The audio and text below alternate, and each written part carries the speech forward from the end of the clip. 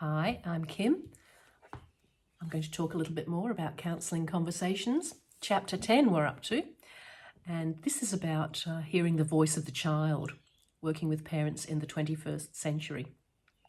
So as most people will know, when a child is identified as struggling with a problem, often it's like the finger is pointed at the child saying, they're the problem child. We need to fix this child. But most counsellors will have an intake with the parents first, and very soon everyone in that room or on that Zoom screen understands that actually the problem is beyond a problem sitting within this child. And so Natasa Denman interviewed me for this chapter, and she said, "Tell me, I'm curious why you chose the title of our conversation, Hearing the Voice of the Child." So I'll read the first two paragraphs of that chapter. "Thanks, Nat. I often use the last century as a kind of metaphor for our thinking. So last century, people weren't that interested in hearing the voice of the child. Children were to be seen and not heard, and pretty much silenced and shut down.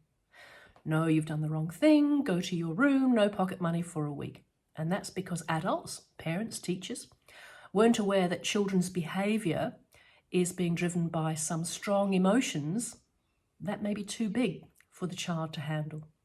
And if you're a child, what do you do with big feelings? It can end up in behaviour that doesn't look so good, or it gets swallowed. Those big feelings get swallowed. And that can impact self-worth. So adults need to learn to hear what is behind behaviours.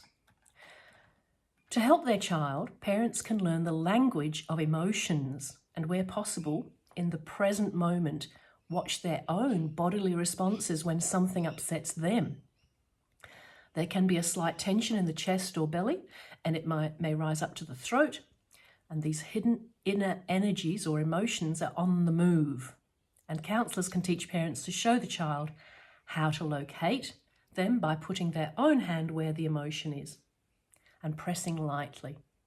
As soon as parents put their hand where the energy is, a deep breath is activated, followed by a sigh, calming the stress response. So we're doing something there. People call it co-regulation.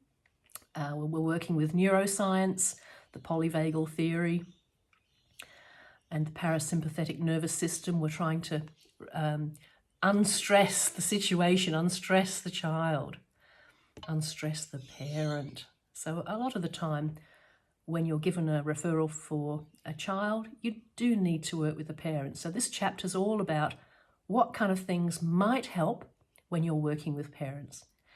I hope you found this interesting.